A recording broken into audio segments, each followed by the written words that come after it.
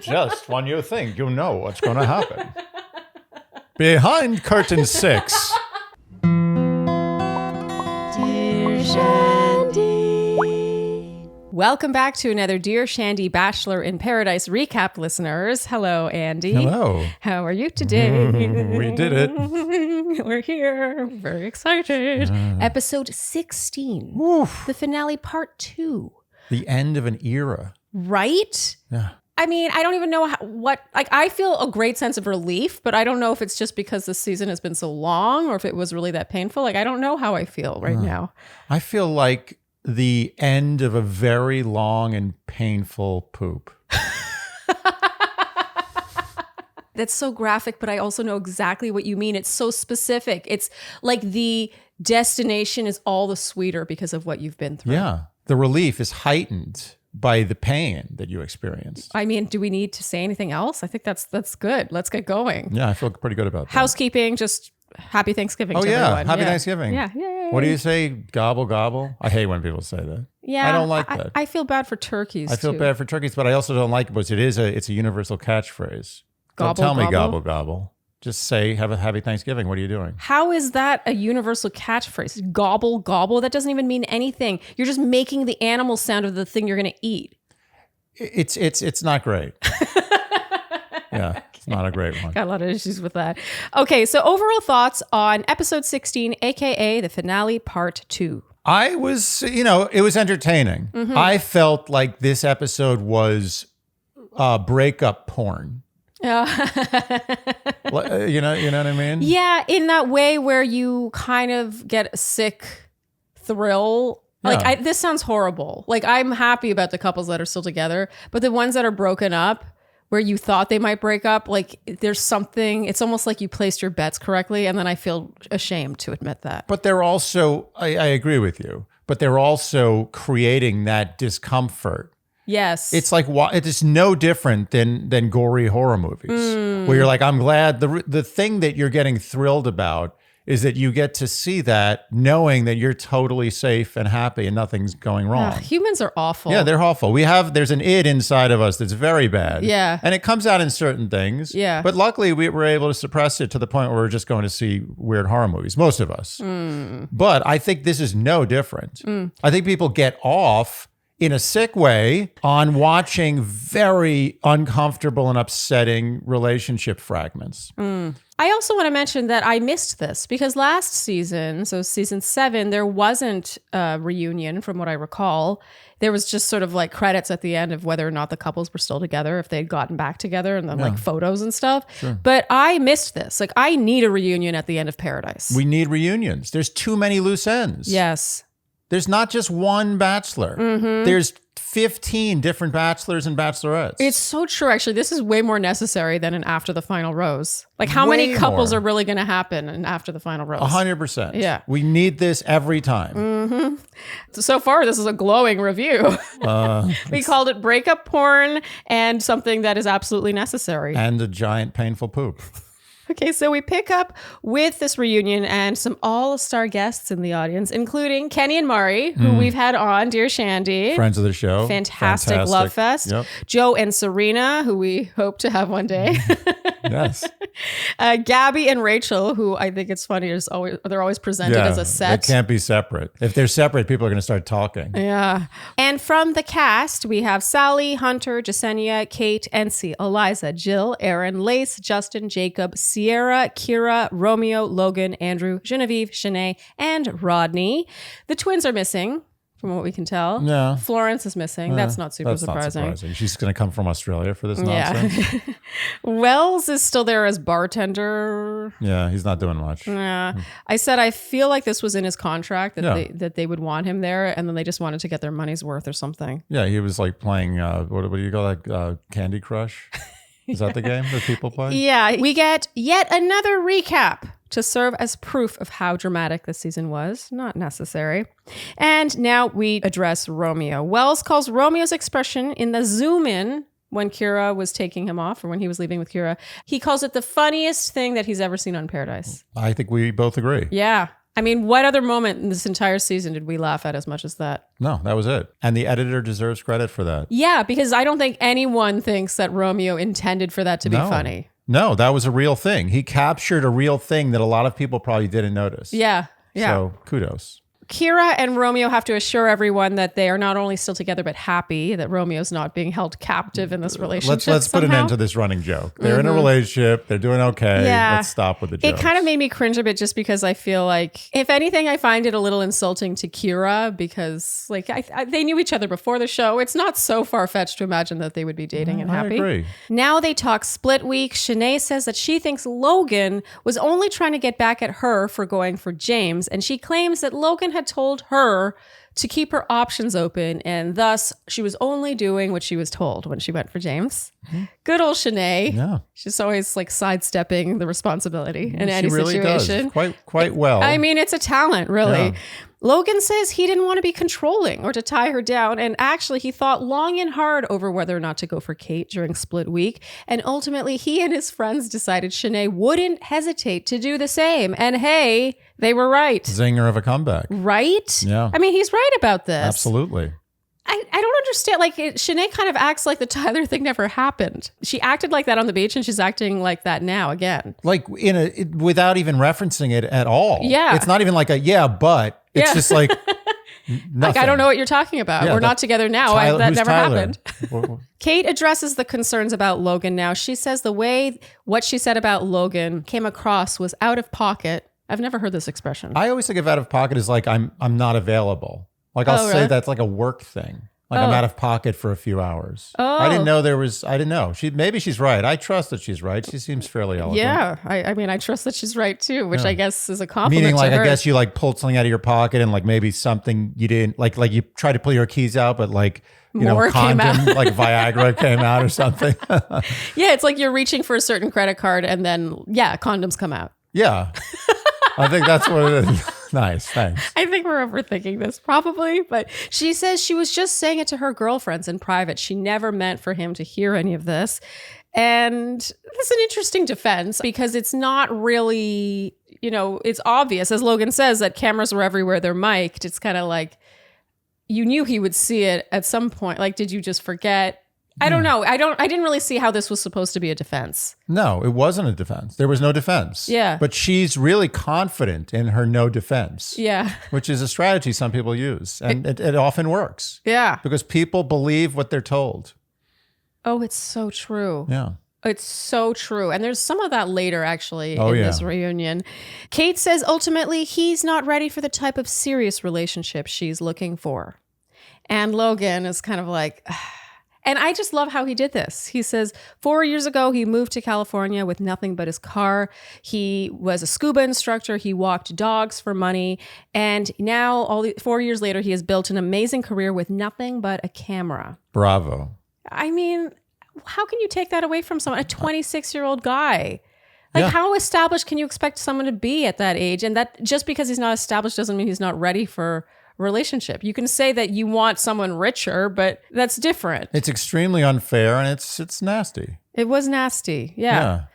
For her to sort of just continue to harp on that. It's one thing to be like, I ultimately wanted someone more established in life. Just own it. The way you did so many times. Why are you going for a 26-year-old?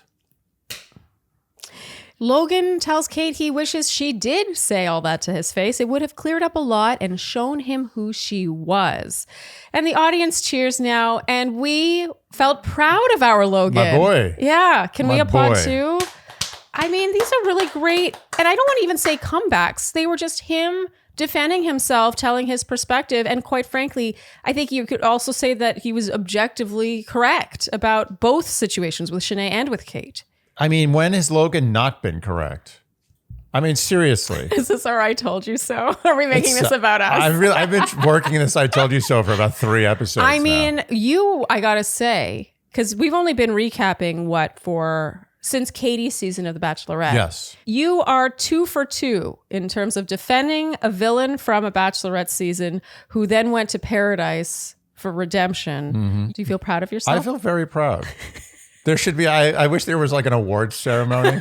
That would be the saddest ceremony of all time. Awards for podcasts I told you so's. on reality TV. That would be the most niche awards ever. It would be very niche, but also satisfying for the people winning. I don't know if anyone else would care.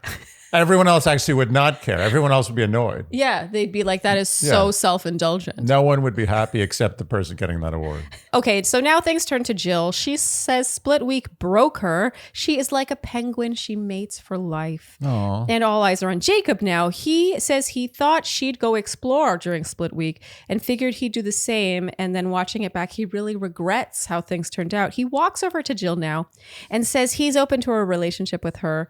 And she says she's open to. The audience goes nuts here. And then they kiss and then he whisks her away. Isn't that nice? Yeah. I think everyone was a bit like, what? What happened there? I think sometimes, most of the time, what happens in paradise doesn't work in the real world. Most of the time. Yeah. And I think sometimes it's the opposite. I think sometimes the person actually is better off in the real world and they didn't quite hit the mark in paradise. And I think this is a perfect example of that. Totally. I can see them working even with distance. Totally can see them working. I thought it was also, I guess it shows how much he wanted to get back together with her that he didn't address her exit remarks about him being a Lyft driver who sold his couch for cash. I mean, it Do you makes... want me to sing the song again? I don't remember the song. I mean, those really do sound like lyrics. Okay, now we see yet another casting call for Senior Bachelor. Like, honestly, at this point, some of these potential cast members I think are probably dead. That's why they're having a hard time casting this they're like season. dying off like World War II veterans. Okay, so now Rodney and Eliza, we get a recap of their love triangle. Rodney says watching it and reliving it has been difficult. He has always been looking his whole life for that spark, and he thought he had it with Eliza, and it has been tough. Eliza says the saddest part is that it was supposed to be Rodney. That's what she wanted. It's sad to have it start out so beautifully and end up the way it did. We have to point out the cruelty of the powers that be here.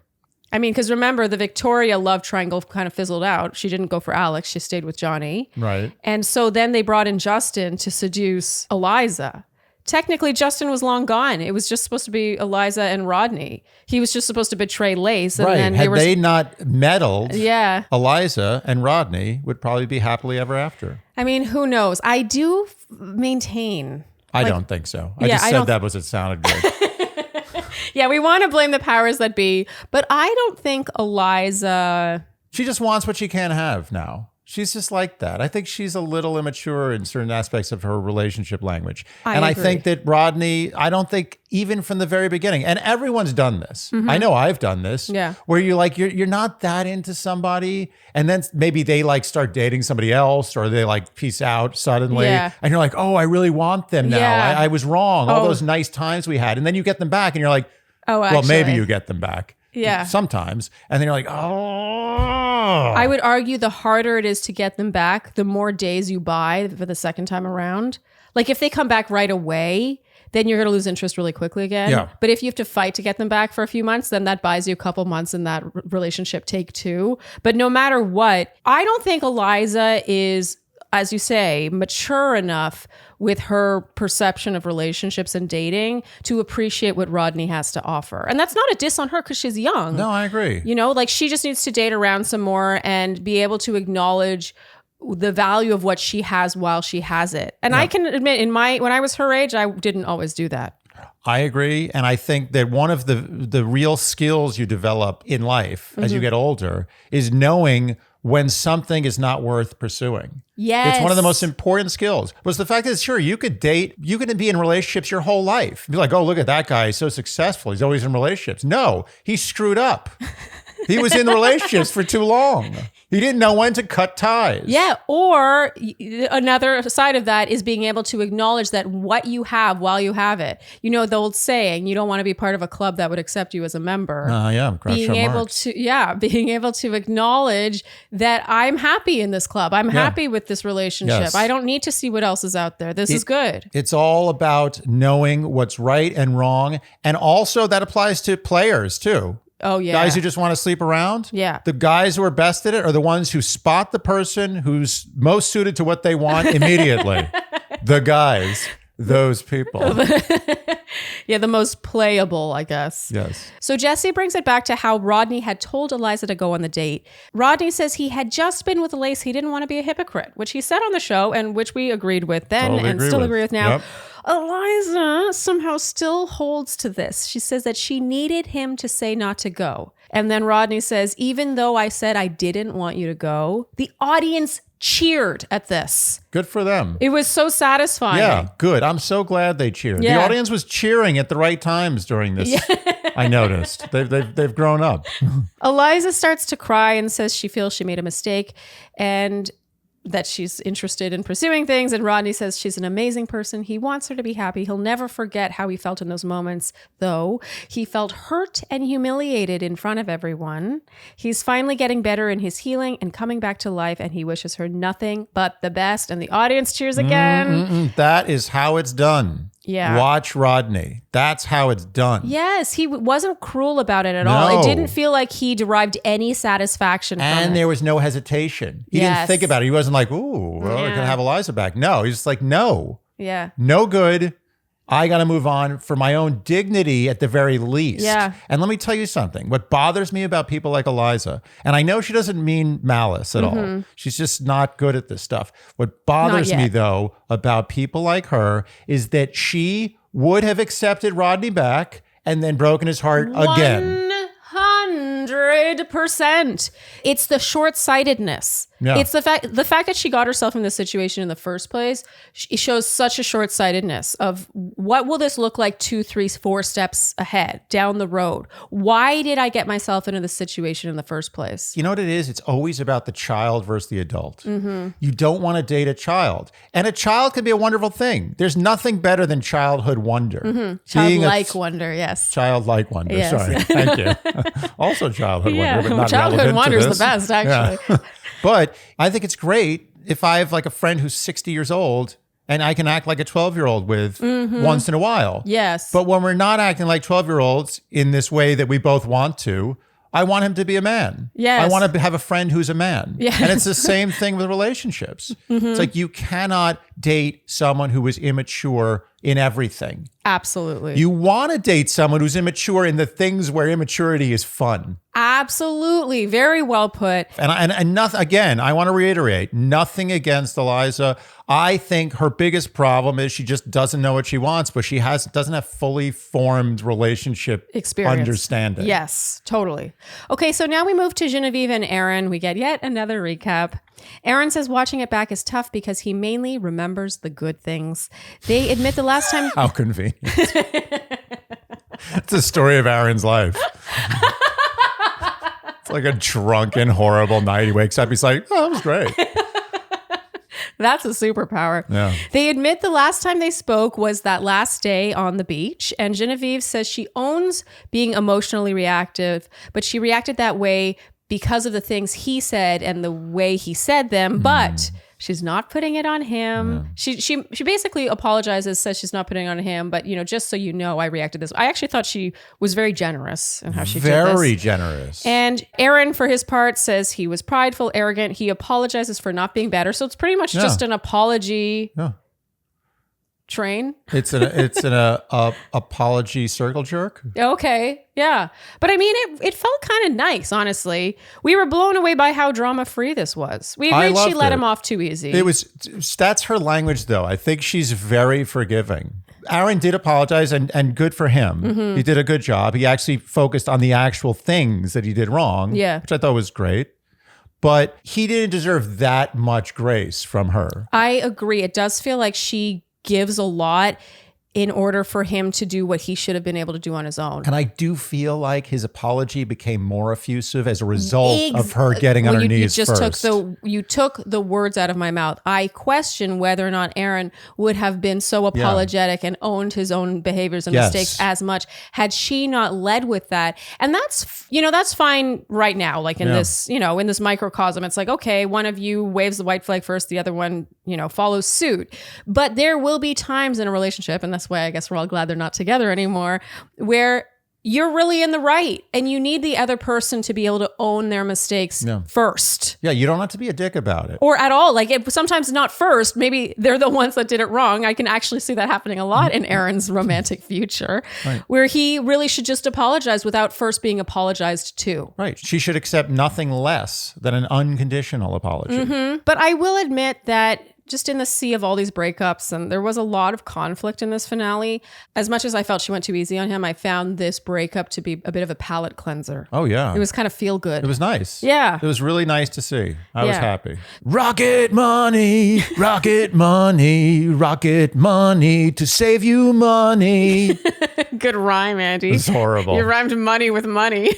Wait, I'll do that again. I got that again. Okay. What rhymes with money? Honey? Yeah. Bunny? Yeah. Honey. Yeah. Rocket money, rocket money, rocket money saves you money.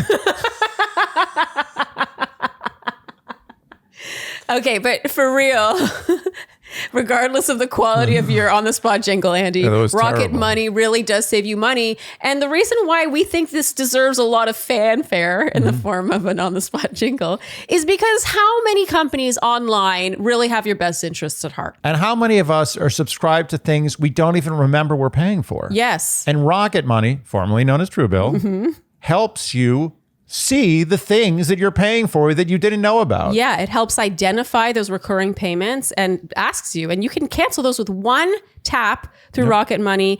And, you know, this is helpful because sometimes they're not that expensive, so they kind of sneak by. You may even know about them and just not want to go through the motions of canceling them. Well, because those are never easy to cancel. They Right. purposely make it hard to cancel. But with Rocket Money, boop, one click.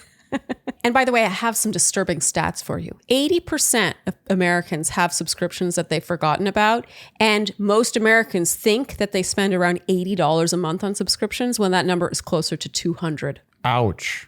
Right? Rocket Money is the app that shows all your subscriptions in one place and cancels what you don't want for you. Cancel unnecessary subscriptions with Rocket Money today. Go to rocketmoney.com/Shandy. Seriously, it could save you hundreds per year. That's rocketmoney.com/Shandy. So before we get to Tyler and Brittany, meaning the couples that went off together, we first have to talk about Andrew, the Andrew love circle, because Jasenia was there, NC was there, and we saw absolutely nothing of this. What does that mean? What happened? There was something. There had to have been something. It's hard to imagine they didn't address it or film it or whatever. The question is, why didn't it make the cut? The question is, was it so boring and uninteresting that they cut it? Or was it so inappropriate and upsetting that they didn't feel it was worth keeping? Ooh, wow. It's hard to imagine. Or was it nothing? Did they not talk? I think it's more likely that they were on a time crunch. They had a lot of things to advertise. You know, there was a lot to stuff in here.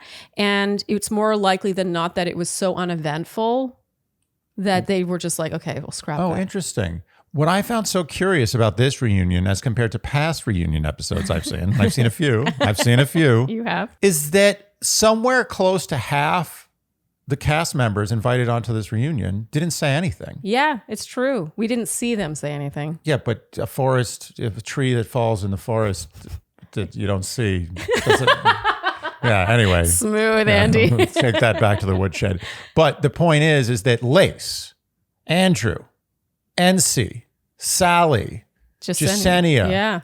Hunter, and I'm probably missing somebody. Yeah. But either way, that's a lot of the people who were there. Yeah. They didn't say anything. And a lot of those people had a lot of airtime. A lot of airtime. The Andrew, NC, just anything was And like Lace. half the Technically, show. Lace and as well. Lace. Yeah.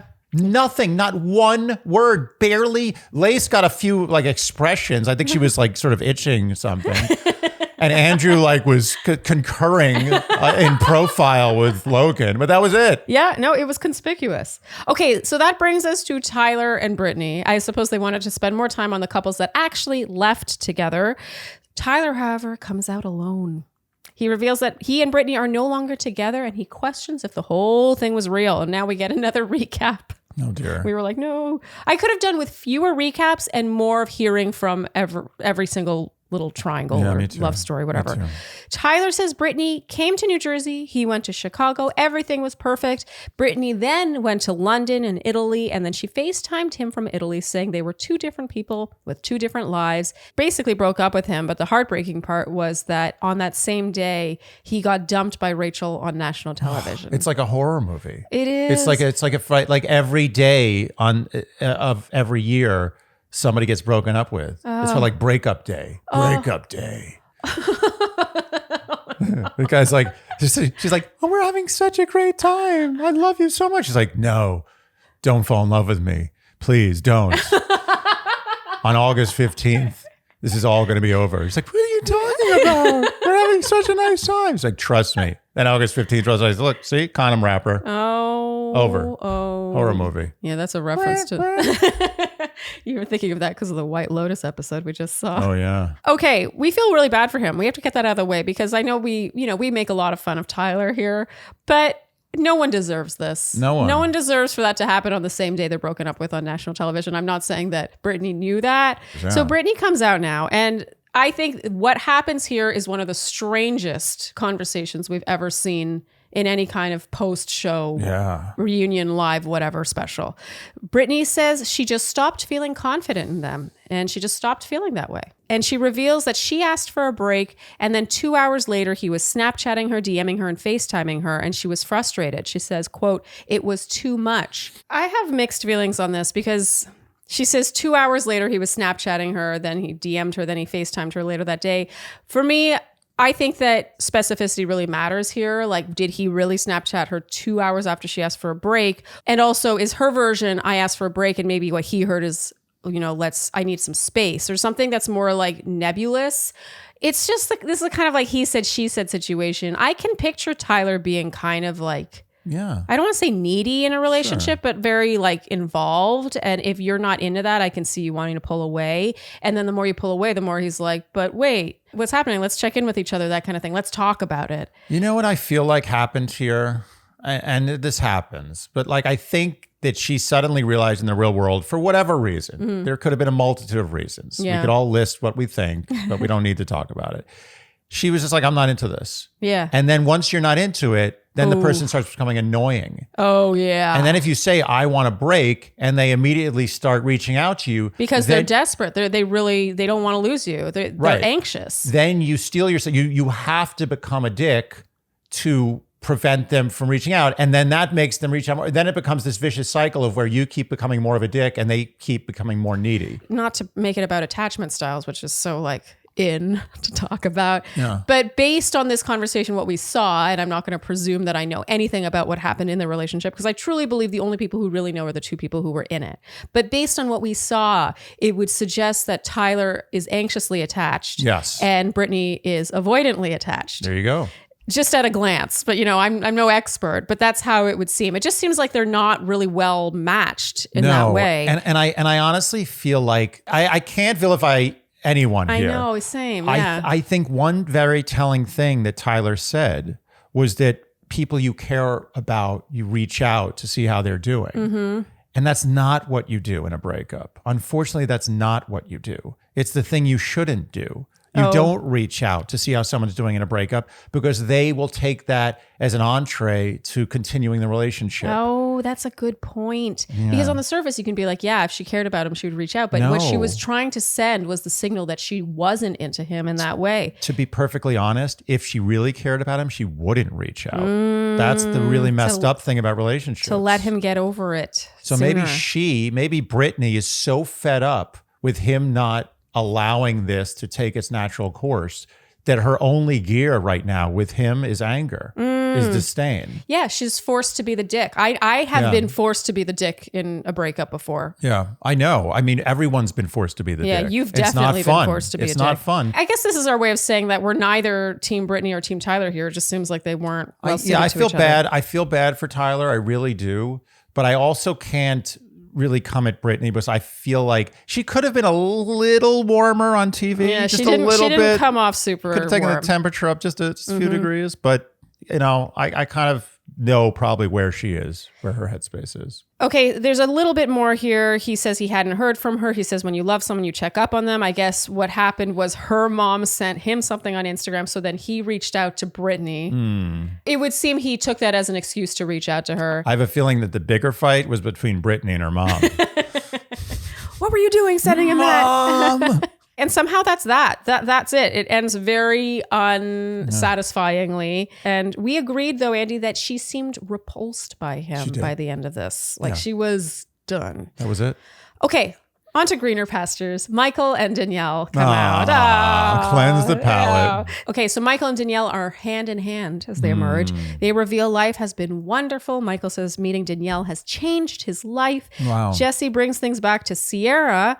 And Michael, in true Michael fashion, he's good at this. He addresses Sierra and, he takes responsibility for not giving her the closure she needed or deserved, but he just couldn't give her what she wanted. And he felt like all he could do really was be honest with her. And Sierra, for her part, I feel like Sierra got kind of screwed earlier in the season. Like it sort of felt like if anyone should be leaving Paradise, it should have been Michael based on how that breakup went. But now we know, we saw what happened. Clearly they had Danielle waiting in the wings. I'm sure Michael was told that someone was there for him. You know what I mean? There's just a lot of pieces here that I think we're not being told. It just is a little too convenient. But Sierra is really generous here. She says she just wants him to be happy and for him to find the perfect person for him. She did the right thing. Yeah. Yeah, why rain on this parade? This was a very classy, she could have been like, well, I think you should have blah, blah, blah. She's just like, classy gal. Danielle reveals she's moving to Akron, but she's not moving in. She's just going to be close. And we learn that James, Michael's son, loves Danielle and she's great with him. Michael says he's only ever said, I love you to one person ever, but he loves her. Oh, wait a minute now. Hold on a second here. Danielle is shocked and she reveals that he never told her that. This is, okay. You know what this is like? What? This is like waiting till some big toast you're giving at some huge Thanksgiving dinner to tell everybody that you cheated on your wife with a housekeeper. What? No, it's not. It is. No. It's something you only tell in person with your romantic partner. Oh, wow. Okay, I took that differently. So you're saying that telling someone I love you is something that should be done in private, which we both... Yeah, that was a very sort of a grandiose way of saying that. But I'm trying to make a point. Like there are certain things you just don't tell in public, especially there are certain things you don't tell in public in a ceremonious way, like he did. I think that he meant this as a grand gesture. There is not a single bad bone in his body doing this, but it's poor form. She deserves a private I love you moment, not a public. This is not an engagement. He's not at like a Cubs game proposing to her on the big screen. Yeah. This is something you just say in private. Well, you know what it shows? It shows that Michael is a true showman. As much as he loves the show. Yeah, as much, just it's like the compass thing. Like it was almost like too good to be true. It was beautiful. You can't help but be like, wow, that's really touching. That's really beautiful. But there is a small part of you that's like, He brought it and it's on camera. Like in this case, it's on camera. What it shows is he's prioritizing the fanfare, like the glitz, over the true sentimentality and privacy of that moment where he would tell her in person without cameras on them. Totally. And yeah. I don't want to make that sound like a negative thing because it's not necessarily. Like she was really moved. She was happy, but you could tell she was just floored. And for me anyway, when I'm in a relationship, I want to feel like we're each other's number one and we're not pulling any surprises on each other in this setting where so much can happen and be done to you and whatever. Like we're together. We're in this together. I'm torn. It was a sweet thing, but also she was like, what the fuck? Yeah, it's not the right. I have a feeling that there's going to be a little bit of a fight later on about that. I mean, it's hard to have a fight about how someone says, I love you. But if I were her, I'd be like, you could have told me that. Not good for him. Yeah. I think that Michael, I would have liked to see, Michael in 2022 is fine. He's a very nice guy. Absolutely. I like Michael. Yeah. And by the way, as much as I told you so's, I was wrong. I didn't see this lasting. I didn't believe in this and I was wrong. So there's an I told you not so. I was on the fence until the compass thing. Because when he said Laura would love you, she would be happy it's you. No. It's like, you don't say that. Like that, you don't just throw that around. No. You don't bring a compass. A compass that's a heavy move. But I will say this. I want to see 1800s Michael. I think he missed his calling. I think Michael was going to be like a great, like a Barnum and Bailey. Yeah. Like some really sort of like almost a con man, but really an entrepreneur, like that kind of thing. Michael reminds me a tiny bit of my dad in a weird way, in that, he means so well. He's so sincere. My dad's an unbelievably good guy, but he is a little bit of a ham. Oh, yeah. He's a bit of a ham. Absolutely. Like he, when there's a big group, like he really thrives and like he'll sort of like spring something out, like for the sake of like the, ooh, haha, surprise. He likes having an audience. And, I agree. And I get a little bit of that from Michael. And it really, ultimately, I guess it's a compliment if I'm comparing him to my father, who I love very much. I'll put it that way. And I do too. Yeah. Yeah, I wrote, Danielle seems almost endearingly pissed at him. Okay, so back on the beach now. So we're back onto the show. Yeah. Johnny and Victoria, it's the morning after. They're kissing goodbye to each other, saying I love you to each other. It's all very lovey-dovey. And Johnny meets Neil Lane. Neil asks if he's ready. Johnny admits he came not expecting to get engaged, but at this point he feels like he has to. And Neil's like, you don't have to do anything. Johnny corrects that, no, he wants to. As he heads up to the proposal site, we hear a voiceover of him saying, I thought I'd be single till I'm 30, 40. We laughed. And then what comes after that? Dead? It's funny how people in their 20s are like 30, 40. Yeah, 30. Like 30? You'd be single until you're 30? Yeah, or 30, 40. Yeah, comma, for God forbid, the end of life. Victoria meets him at the proposal site. She starts crying. She says he's changed her world. She can't imagine life without him. He's become her best friend. She's head over heels. He says he's never felt so secure, brave, or strong. He doesn't know what he did to deserve this. He says he'll always have her back. He'll never leave her side. He wants to take care of her when she's sick. She's moved by this. Nice. There is something very sweet about that. That's true love. When you care for me when I'm sick, it's very sweet. I love you. Uh-huh. I want you to be better for me. He says every king has a powerful queen next to him, and he gets down on one knee and proposes. Who made Johnny king, by the way? She says yes. And as he carries her off, we marveled at how quickly this show takes away the meaning of an engagement. I know. They just really commoditize it, don't they? Yeah. It's ultimate. You can't commoditize it anymore. Yeah. I mean, Neil Lane is ironically the least commoditized part of the engagement. It's so true. That's like, hey, I got some nice rings for you. Very good prices. Okay, Jesse addresses the rumors and photos from all across the globe. I wrote, I really wish they would stop spoiling their own surprise. Right? This reminds me of the finale of The Bachelorettes, where right at the top, they're like, Tino, cheating, Don't talk rumors. about the thing you're going to talk about. Yeah. Just talk about it. It really takes away from the eventual surprise. Like he was like, Greg will be here. It's like, what? Yeah, make it a surprise. They don't understand the show element. Yeah. They need Michael from the 1800s. Barnum and Bailey. Just when you think you know what's going to happen. Behind curtain 6, we have Greg Grippo. Okay, so Johnny comes out. Johnny says he and Victoria are broken up. He says he wants to say he's good, but it breaks his heart that she's not sitting next to him. And he says he started to feel like he wasn't good enough, and they started arguing a lot. And Jesse says, do you feel like you're ready to see her again? And Andy, you loved this. Johnny says, do what you got to do. You called this badass and, quote, classic Johnny. The best. I mean, Johnny's real. He breaks the fourth wall perpetually. Yes. Do what you got to do.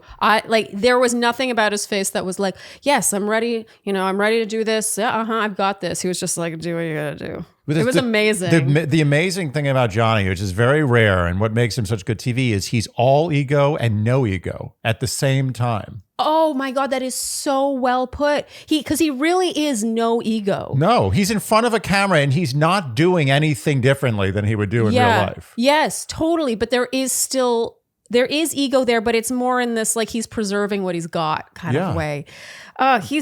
He tells you, he's like, I'm damaged. I'm damaged goods. Yes. I'm a wounded bird. Uh-huh. This is me. And I act like this because of this. Yes. And it actually works. It really He's does. super cool. He's that guy in the 80s movie who's like, I don't play by anybody's rules except my own.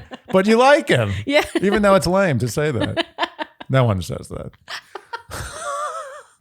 Okay, so Victoria comes out. She's asked where it all went wrong. And she says that's the $1 million question. She then says, hi, how are you doing to Johnny? Yeah. I was torn between thinking she should have immediately said, hi, how are you doing to him, but also being happy that she said it at all. I think there's some bad blood there. Yeah. And I think that whoever does anything that seems sort of conciliatory is taking the high road. She says in Paradise, it was all rainbows and butterflies, but in the real world, there were a lot of ups and downs. And she says she was very upfront that it wasn't working for her. She says they said they weren't going to be engaged if they were fighting that much, if things were that toxic. And he says, okay, if that suits your narrative. And she's like, excuse me? And he says that she told him it wasn't true that she had cheated on him, but it was true. And she says that he knows it not to be true. And this is where I'm tying in what you said earlier about people believe what they're told. Yeah. Victoria, I'm not sure whether this was a tactic or if it was actually true, but there was a lot of, I didn't cheat on you. You know it to be true that blah, blah. It's not just like, I didn't cheat on you. I promise I didn't cheat on you. It's like, I didn't. Well, the thing with these sit downs that I don't like is that it reminds me of those times where an attorney in a criminal case will sway the jury with something. He's like, well, what about that knife we found in his nightstand? The knife. And they're like, the judge is like, whoa, no. Yeah. You're warned. This is a warning. Jury, don't listen to what he said about the knife in the nightstand. Yeah. And they're like, I'll be listening to what he said about the knife in the nightstand. And that happens a lot here. Yeah. Like you say something and then it's very hard for the other person to rebut it without looking defensive and drowning. Or without pulling out another knife from another drawer. Exactly. So you can say whatever you want with confidence and the audience is probably going to believe there's at least some degree of truth to it. Well, that's the thing. It's like when she says that he knows it not to be true that she didn't cheat. He knows that she didn't cheat on him. You can't help but be kind of swayed and be like, wow, does he know that? Is he pretending to not think that, or does it was actually very powerful. She really leaned into that. Yeah. She says she did not cheat on him. It may be hard to see that she's moved on. It may be hard for Johnny to see that. But when is an appropriate amount of time to move on? When he called her a bleeping bleep. Andy, you were, and it was a very colorful night last night with you. I kept trying to guess. Yeah, you trying to guess what those two words were. Yeah, I have a feeling it was LC or FB. Those are my two top Family Feud. I just based on the audience was like, but they weren't like, so I feel like it's not LC. You think it's FB? I think it's still tamer than that. Or is it DFFBW? D? Don't worry about it. I don't even know if I know what words those are. She says that he said, you don't cook, you don't clean. What do you provide to this relationship as a woman? And he's like, okay, wait. We were joking. You said, I don't cook, I don't clean. Yeah, and I then have a feeling that the truth lies somewhere in the middle there. That's I don't believe he came out and said that like a 1950s I'm sorry. wife beater. It's been just a couple of months. Yeah. I think that they were joking about outdated gender roles. She's like, I don't cook and I don't clean. He's like, what do you bring to the table? Johnny's not that guy. I believe him. He even said, you asked my friends, would I say that? No. And I believe Johnny that Johnny did not say that. I don't he think said it in a joking way within a joking framework. Like some of the things we joke about to each other. Can you imagine if they're taken out of context and asserted to have been said seriously? I feel like if on every single day that we've been together, there is something we say that if taken out of context would be on TMZ. he says the only reason he's there doing this is because she's the one who made all of this public. He's very uncomfortable, which we believe. He says she said things she wouldn't want to be out there, but he's not going to drag her through the mud. He's basically saying, I'm not going to do to you what you're doing to me right now. And honestly, if I had the gun to my head, I'd say he's being sincere here. I agree. I think he really resisted saying things about her, or quoting things she said out of context. Yes. She says that they've gone to therapy. He cannot accuse her of cheating on him when he knows damn well that she didn't. He accuses her of posting things with Greg right after their engagement, and she denies this. This is what I think. And I feel fairly confident about this. I think she's 100% telling the truth when she says she did not cheat on him with Greg. Yeah. I believe that that's a convenient truth when the actual truth is that she was emotionally cheating on him with Greg for a little while before it became consummated, which was after she had officially told Johnny she's hitting the road. Yeah. That's what I think. I mean, here's the thing, though, is like I have a real heart for Johnny and all this, but it wouldn't be the first nor the last time that this is how people got together. It's the difference is that this is very honestly, public. I think it's like 30% of relationships start this way. Yeah. So it's not like she committed some huge crime. Yeah, I'm not downplaying, any cheating going on here, and I do feel for Johnny, but the big difference is that this is really public. This is what I'll say. I don't think Victoria's a maniac. No. I think she's a hard woman and she's a heartbreaker. Yeah. But heartbreaker for sure. She's definitely a heartbreaker. Yeah. But I think that she knows what she wants, and she knew that this was bad. This turns not good. And she said, I don't want this anymore. Yeah. And that's not bad inherently. I think the way she went about it was probably very cold-hearted. Yes. But that's her style. Yeah, she and Brittany apparently have both her and Brittany should have a lot to talk about. Yeah. Well, again, this is us just piecing things together, and this is where I wish the show would actually delve in a little deeper. It's amazing. We had 15 episodes of this season. Johnny and Victoria alone, what are we talking, like 7, 8 episodes of that? Yeah. Minimum? Yeah. And so I would have liked a little less of like this sort of ambiguous, like accusing each other of things. It would have been really cool to see like them on an episode of couples therapy or something. You know what I mean? I would have liked a little less of it being about Greg. We just saw so much of them getting together. It's like, what about them didn't work? Greg's not important. Yeah. When she said like, I'm trying to give you, at one point she said this to Johnny, I'm trying to tell you where things shifted. It's like, yeah, focus on that. Like, where did things shift? Because I'm really fascinated by this stuff. How fascinating would it have been to, on television, discover what went wrong with the relationship? Maybe. At least give it a shot. Yeah. She did say they went to therapy. Yeah. And he didn't disagree with that. It's not like she's lying about that. So the fact that she was willing to go to therapy means she was willing to give this a shot. I just think that Johnny met his match. Oh, I think he got outplayed. I think she is, you know what she is. You know what she is. You know what Victoria is. I mean, I know what Hall you're and going to Oates. say. Yeah. You want to, should I do this? Ooh. Am I giving the beat? Yeah. Okay.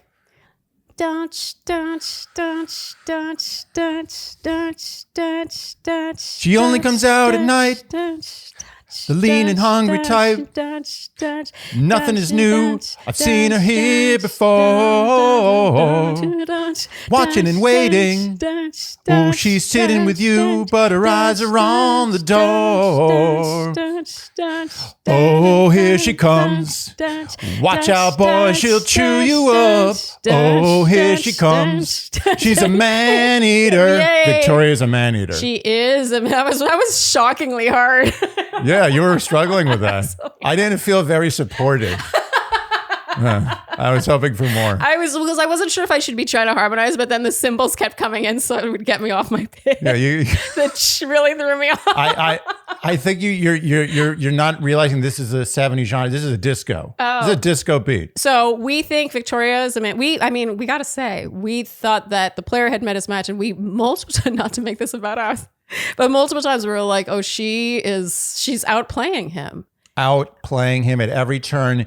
He is good, but Victoria is better. She is. And I mean, we're not necessarily saying this in a positive way. I will say this, if I were a man, Victoria would scare me. That's why I didn't want to date her. Have you seen? I've been resisting the whole season. I don't want to date her. She's who you would have gone for yesterday. Yeah, but I only because there was no one else left. And I know I'm going in with a heavy heart. I know I'm going to be hurt. I do get man-eater vibes from Victoria. I mean, she is 100% man-eater. Yeah, she will tear you up, boy. Oh, chew you up. Chew you up. Wow. She's sitting with you, but her eyes are on the door. Ooh. Watching and waiting. Watching and waiting. Oh, that's so good. That's such a good song. It's a great Hall & Oates. Are you kidding? Who makes songs like Hall & Oates anymore? Who? Who does anything? Who could even shine their shoe? Oh, Andy. Sad. Well, Andy, we're back home. And you know what that means? We're reunited with our precious, our beloved Lomi. And it feels so good. And actually last night, you got right to it. So we've been cooking for the last couple of days. And what happens when you cook? You have food waste, right? Yep. And we put all that food waste in the Lomi, and it's been accumulating for a few days. And finally, it was full enough. And you always get excited when it's time. I mean, I was really excited. I kind of played it down, but that was the most excitement I've had in quite some time. So Lomi is the countertop electric composter that turns your food scraps into dirt in 4 hours with the press of a button. It's insane. And it's really quite quiet. It sounds like if you're listening to a washing machine in the distance. Yes. And let's talk about food waste for a second. What happens to food waste that just sits in garbage bags and goes into landfill? It turns into methane, which is a very harmful greenhouse gas. And we all know about carbon dioxide. Mm-hmm. But did you know that carbon dioxide is 1/100th as harmful as methane? And can you imagine a better way to redirect that waste, that harmful waste, than turning it into nutrient-rich soil that you can then put in your plants? Which I do. Yes. Andy goes out and sprinkles it. I cannot tell you how much joy it brings me while I'm cooking to take stuff like eggshells and shrimp tails and rinds of oranges and grapefruits and stuff that would just go in the garbage and start stinking up and possibly attract mice, which it has in the past, and throw it into this beautiful machine, close the lid, and get excited about the day that I turn all that crap into soil instead of lugging a big, drippy, gross, smelly bag of garbage down to the basement. Let's talk about that bag of garbage, actually, because since we've gotten our Lomi, we've thrown out fewer garbage bags, and they tend to be less smelly, less gross, less leaky. Less heavy. And there's just, like I said, fewer of them. You know what? If you're a good person, Lomi is for you. And if you're a bad person, Lomi is for you because you can feel superior to other people.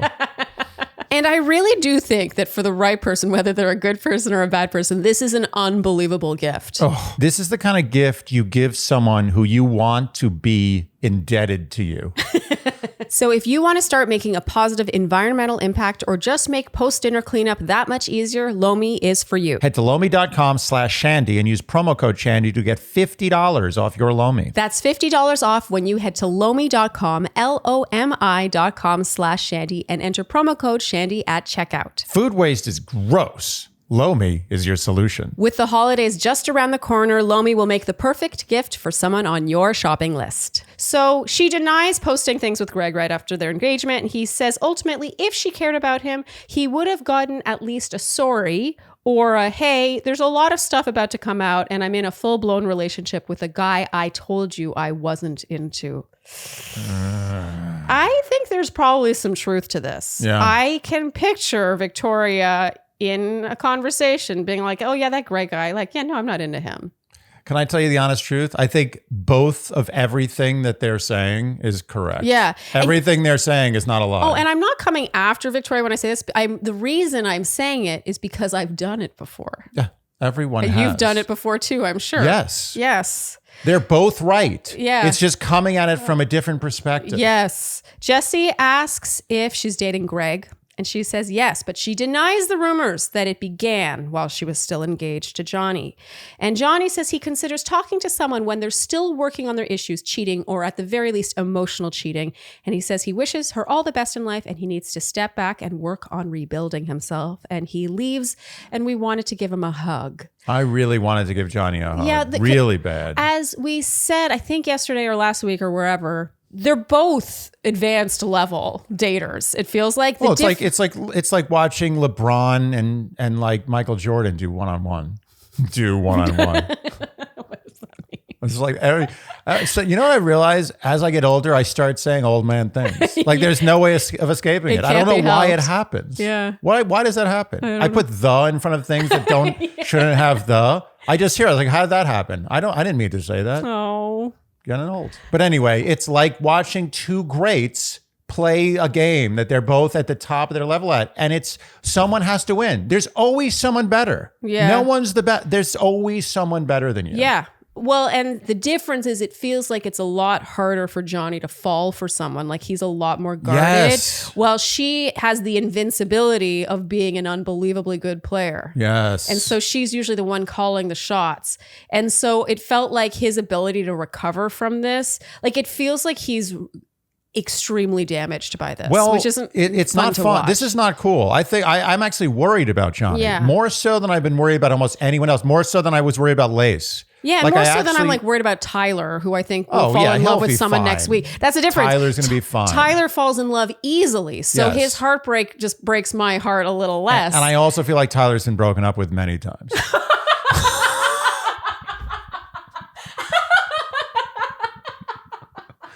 You know, I really think he and Rachel should date. I'm just saying. Oh my God, totally. They should. They're perfect. Yes. What Yeah. was wrong with him? Why did she diss him? yeah. She didn't like his friends in Jersey? Okay, so Greg comes out now. He reveals that they met last year through mutual friends. And then weeks after Paradise, they ended up rekindling. I thought the use of weeks was interesting because that's sort of a short amount of time. And rekindling. Yeah, rekindling. He didn't say reconnect. He That said means rekindle. rekindling literally means a fire that's gone down that needs more wood to make it become a fire again.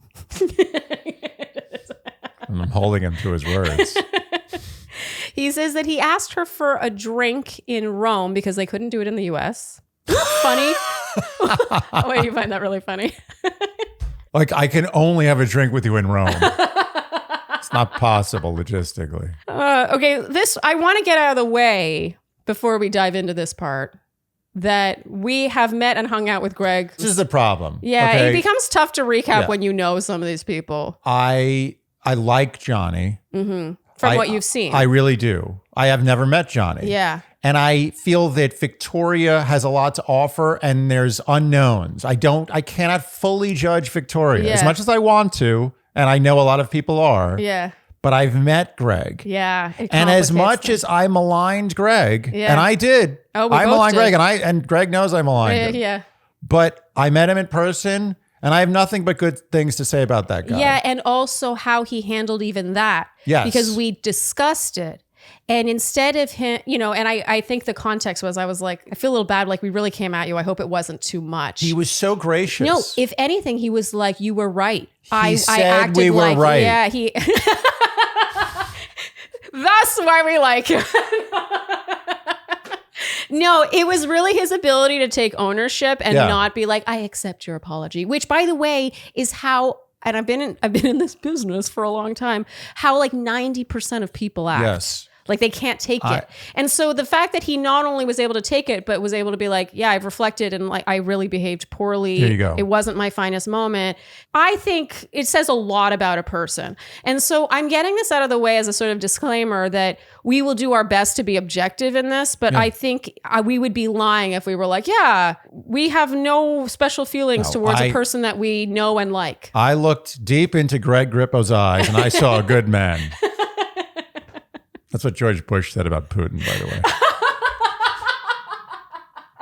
the way. Didn't age well. So after the Rome thing, we get a lot of like what the fuck faces from audience members. Yeah. But those were clearly, I've got to say, when they zoom in on them, we've learned from people who anonymously have submitted tips about having been in the audience that those are filmed either before or after or whatever, like out of context. Like I think they literally have a screen that says, give this look. Yeah, give an incredulous look. Yeah. Yeah. And they just pick the best ones. Yeah. When asked if they were concerned about how this would be perceived, Victoria says, people can think what they fucking want. She doesn't give a shit what people think. And you know what? Like, again, Victoria's making a lot of enemies with this, but if I was in Victoria's position, might do the same thing. Yeah. So I'm like, this is a public execution. And you know what? I'm going to go out strong. I'm going to be like Mel Gibson in Braveheart, where he's like, freedom! While he's getting his guts cut out. This is a horrible.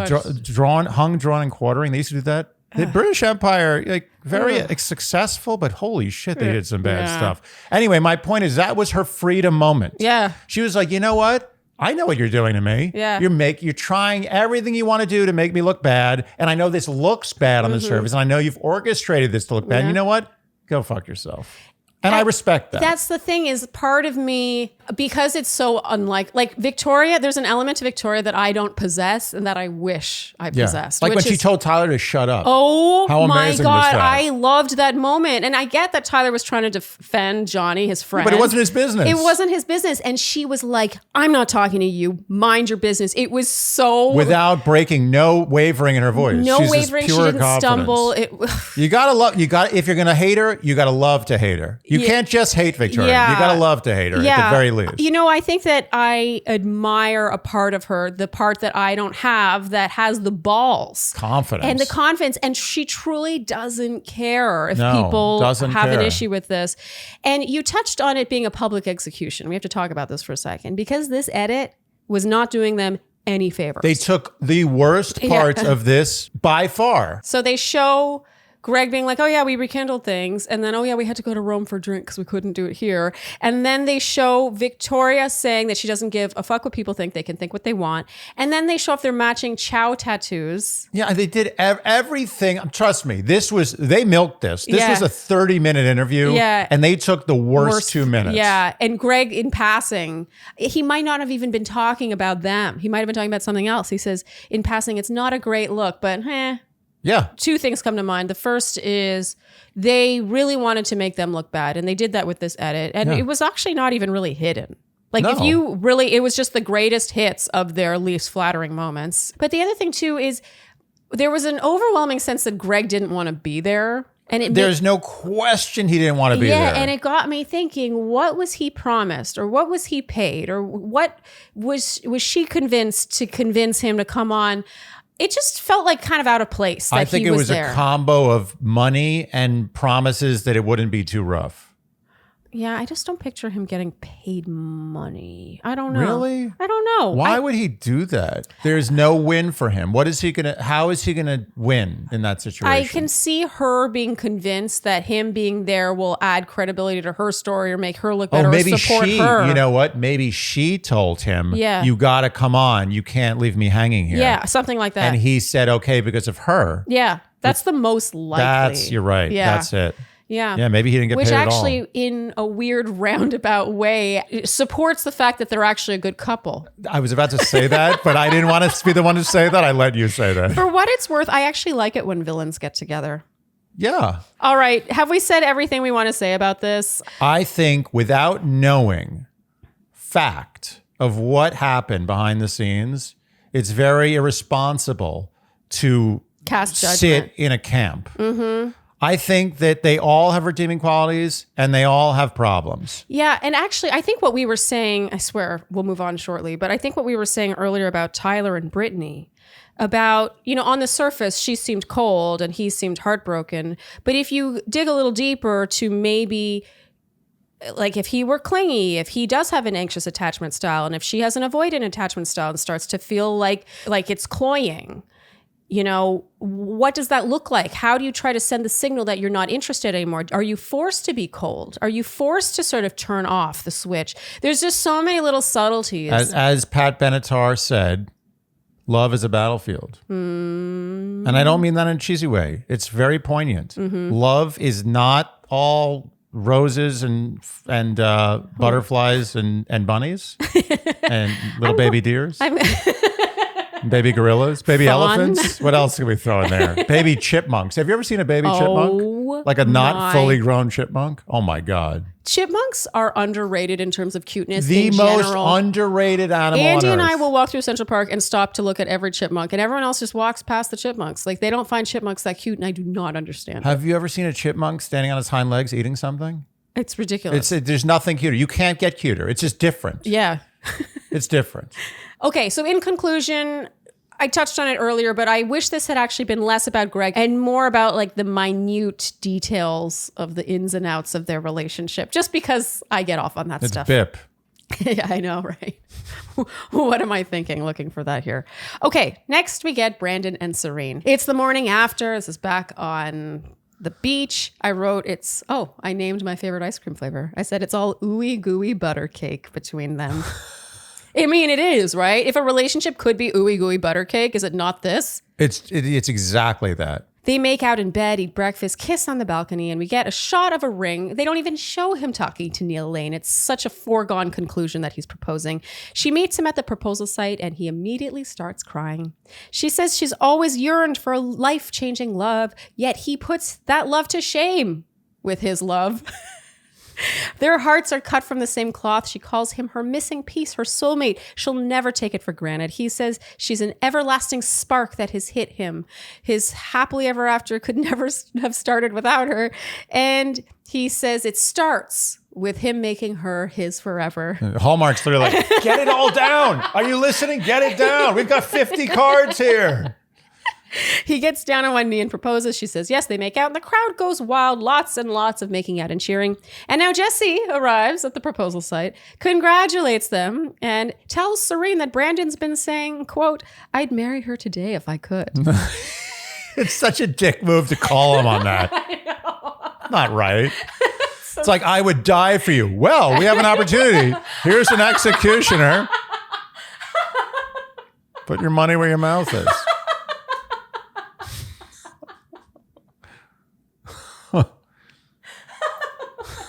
Jesse's like, so guess what? I got ordained last night. He asks if they want to get married right there, right now. And they laugh a bit nervously here. And then we get a commercial. So this is a cliffhanger. What does ordained even mean? Can I go to Jesse for confession? No. So ordained just means he can marry people? He's like an so. officiant. Yeah. Is that what ordained? Ordained sounds more like official. Religious. Yeah. I feel like anyone could go online and 30 minutes later become an officiant for weddings. Yeah, I think that's different than ordained. Is it? Andy, you and I agreed this was cruel. And Andy, you said it's basically just saving them $25. Yeah. There was no benefit to them getting married here. Okay, so after the commercial break, Brandon and Serene emerge. They continue to talk about how much they love each other and how thankful they are for each other. I wrote, where's the specificity? They don't need it. Just respect the lack of specificity. They I know. They're in Disney. They're Disney characters. Yeah, you're right. They're in Disney love. In Disney, you don't see genitals. There's no sex. There's maybe a peck, a closed mouth peck, maybe. You know what is Disney is just seeing the person starting to cry. Yeah. It's not, you don't need to know why. I don't want to know why. I don't want to know that Brandon and Serene have sex. They don't have genitals. I don't want, This is like Ken doll. You go down, you see Brandon, there's just like two joints by his groin and just flatness. Oh my God. I want a Brandon and Serene doll. I want to put them in different positions. Non-sexual positions. Non-sexual. Yeah. Okay. So I need to get over the specificity. You're right. It doesn't apply because I do think they're perfect for each other. I love them. It's beautiful. And they found each other. Yeah. I'll leave it at that. I'll leave it at that. You're right. I should just be satisfied with that. Jesse tells them to reveal whether or not they got married. Brandon says that they are not. They love each other. They're going to get married, but their family has to be there. Apparently, Brandon had called his parents at the time and his mother said she would kill him if they got married without his family there, which I think is reasonable. Of course. Okay. So Andy, that's that. That's the happy ending. Wow. I mean, congratulations to the happy couple. I do think they're perfect for each other. You know what? I want to see a reality TV show with the two of them, but they're locked in like a really cold cabin in the middle of like Canada, no heating, like terrible food. They got boiled potatoes. Yeah. Just basically fight porn. Like they're forcing them to have a fight. I just want to see what it looks like when they fight. Yeah, when times are tougher. I just want to see it. I want to see what that looks like. I honestly, to give Brandon a lot of credit, I don't think he has a dark side. I think the fight with Brandon looks something like this. Oh. I'm going to do it. I don't know what I'm going to do, Okay. but it's going to hey, Serene, I don't know what I'm feeling right now, but I think I'm a little upset at you. Wait, why? I don't know. I feel terrible. Like it's the most horrible feeling in the history of the universe. It's literally tearing me apart all over the place. Like pieces of me are falling everywhere. It's like I'm burning in a fire and it just won't stop. And I need you to pour water on me. And like, you know? I'm so sorry. I have no idea what I did, but I'll never do it again. I'm so angry at you. My anger is so strong. It's literally like the strongest anger in the history of the world. Let me kiss away your anger. Okay. And no, sing. they're cute together. No, they're great. We'll drop it. The fact that we can make fun of them shows the strength of their relationship. Not unlike the way I make jokes about us getting a divorce. Yeah. It's funny, but it's so ridiculous. No, it's so true. Oh, that's a nice way to close, Andy. Thank yes. We make jokes about divorce all the time. Every day. Number one joke. All right, so now we get credits. Lots and lots of critters and even a snake. Oh, the credits, by the way, is the bloopers. Yeah. This is what made me think that they were running out of time, hence cutting the whole Andrew thing. Oh. They don't normally put bloopers in the credits. They're normally like, and now our bloopers, la, la, la, la, la. It's like a thing. We watch people watching them. Right. We agreed that the bloopers were funny. Yeah, they were funny. Yeah. Especially the one with Andrew. Yeah, with the I snake. thought they saved the funniest moment for the last split second Yeah, when of the he's like, season. I've been sleeping with that thing there for 2 nights. It's funny. Yeah, oh my God, that would be very alarming. Yeah. Okay, so Andy, your A game. Logan. Okay. He played this very well. How could you do better? He had good comebacks, but it never felt retaliatory. It just felt like he was like, that's not my perspective. This is how it felt for me. And, I'm proud of what I've accomplished to Kate. Like, this was very classy. It continues to bewilder me how anyone wouldn't. You know what I him. bet? I bet you Kate, if she had any chance of wanting to go back to Logan, which by the way is never going to happen, because I think it was all a fraud to begin with. Yes. I think she may have felt a little bit there. Just a little. That's what it sounds like. Okay, Andy, for the word watch, 0 fingers across both episodes 15 and 16. Yeah. And of course, we're not counting if there were anything like Jesse in the opening of an episode. It has to be in the episode proper. And we did not hear any fingers. A finger. I mean, I'm 99.9% sure, but now I live in fear because I'm people came out. 97.3% sure. Yeah, when people came at us with hurricane or whatever it was, I was like, I mean, that's one screw up in like what, 30 recaps? Pretty good. Yeah. Okay, so 62 correct guesses. And our winner, I love this name, is Chickpea8644. Congratulations. You are the winner of $100 to one of my all-time favorite Etsy shops, Verano Studio. All of my rings from there. I love her stuff. And you can claim your prize by emailing us by this Friday at midnight. And Andy, that is it for our 2022 giveaways. Wow. I've got to say, I'm very proud of this because, we really hustled to get sponsors for this and it has worked out. I think we've been giving away things almost every week of every season of this show all year. It's great. In the end, I want us to do this podcast long enough that every single Shandy has won something. Yeah, that's the dream. That's the dream. Okay, so finally, Andy, who would we go for? Logan. Who's left? Who am I supposed to go for? Well, I mean, anyone from the whole season. Oh. That makes it tougher, doesn't it? Okay, no, based on the episode 16 performance, Logan. Okay. In a seriousness? Yeah. I mean, Hunter. I really like Hunter. And if in a way I almost like her more that she wasn't inserting herself in drama that can I be had nothing honest? to do It's a with it. no-brainer for me. Okay. I would go for Logan still. And I would take your sloppy seconds if it didn't work out. I really like how he handled this. If we gave an MVP award, which we could start doing an MVP for a season. My MVP is 100% Logan. Oh, yeah, same. All right. I think that's a wrap then, Andy. That's it. This was we did hard it. work. I know. We did it. 32 hours It's insane. of BIP. Yeah. Okay, let's get to the end.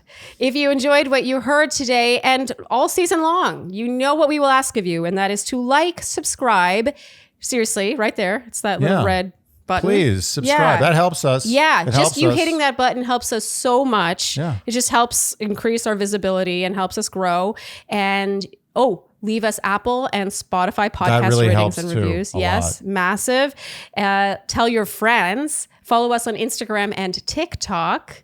And Instagram, by the way, is a lot of just like random shit and outtakes. Yeah. If you want to see some, You want to see the Inappropriate really stuff. like boiled down Shandy. yeah. It's real inherent elements. Yeah. And just generally do all the things you would do to support a podcast you enjoy. Yeah. We are so thankful for you guys. Happy Thanksgiving. And we'll see you. I mean, if you tune into our regular episodes, we'll see you very soon. But otherwise, if you're here only for the recaps, which you shouldn't be, we'll see you in January.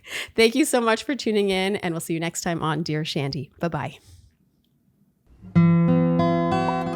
Dear Shandy.